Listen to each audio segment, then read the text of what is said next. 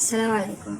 تعالوا كده ان شاء الله النهارده معرض لحضراتكم مجموعه من افضل واحسن انواع الحمام بامانه. ما شاء الله تبارك الرحمن، زي ما حضراتكم شايفين ده زغاليل معتمد على نفسه من الحمام الكينج. ما شاء الله تبارك الرحمن. عاوز اقول لحضراتكم ان جوز الزغاليل ده بشاير بمعنى ان الحمام عندي اول مره يبيض، اللهم بارك. وما شاء الله يعني الحمد لله، فأما بنعمة ربك فحدث.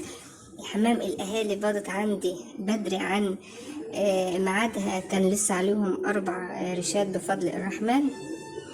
عاوز اقول لحضراتكم ان لسه الزغاليل دي لم تعتمد، يعني ان شاء الله الناس اللي هتحجزهم او هتتكلم عليهم قدامهم كمان اسبوعين على مبدأ ان انا ابيعهم، او يمكن اكتر على حسب ما اشوف ان هم ان شاء الله امتى هيخرجوا.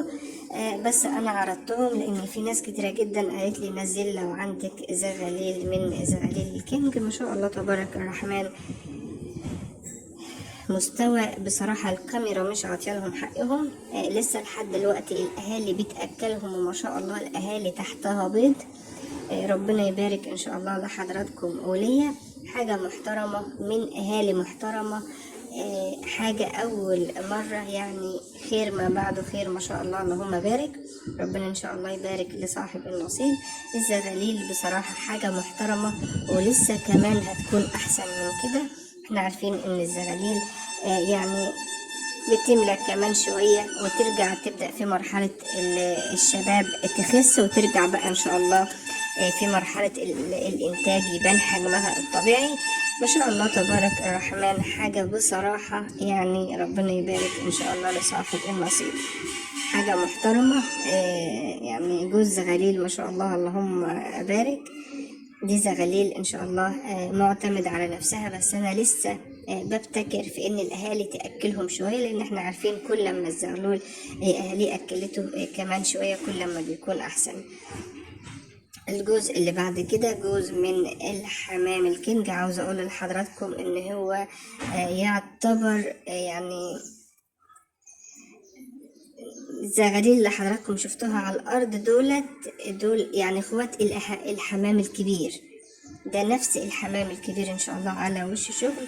ما شاء الله تبارك الرحمن، يعني برضو بصراحة التقويرة والتكشيرة ومستوى فرد الحمام الكاميرا بصراحة مش جاله حقه. مستوى فرد حمام وجوز حمام ما شاء الله اللهم بارك، من المستويات الكويسة جدا. الكاميرا مش عطيالهم حقهم خالص. حاجة محترمة. ربنا يبارك ان شاء الله لصاحب النصيب، هيكون اول شغل عند صاحب النصيب. ما شاء الله اللهم بارك.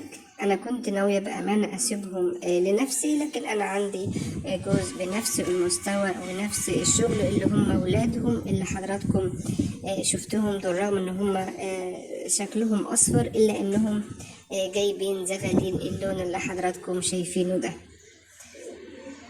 ما شاء الله اللهم بارك. بصراحة تكشيرة، وكل ما طبعا الناس اللي بتفكر ان تكشيرة الحمام الكينج بيكون كبر في السن، لا، كل ما كان الحمام الكينج دماغه فيها تكشيرة والعين داخلة لجوه والدماغ كبيرة زي ما حضراتكم شايفين، كل ما كان ده طبعا بيكون مستوى كويس جدا في الحمام الكينج. ما شاء الله اللهم بارك. الجوز حمام ربنا يبارك لله هيكون النصيب فيهم بيور ما شاء الله. عاوز اقول لكم يعني حاجة محترمة، تشيل فرد الحمام كأنك شايل فرخة بأمانة، مش ريش وخلاص. يعني دي حاجة برضه بتميز جوز الحمام. ما شاء الله كأنك شايل فرخة في ايدك. ما شاء الله اللهم بارك. حجم وصحة وحاجة محترمة ان شاء الله. ربنا يبارك لصاحب النصيب. الجزء اللي بعد كده جزء من الحمام اللاحم الفرنسي البيور. ما شاء الله اللهم بارك. الذكر خلاص اخد النتاية زي ما حضراتكم شايفين. مستوى طبعا انا ما عنديش غير ان شاء الله البيور.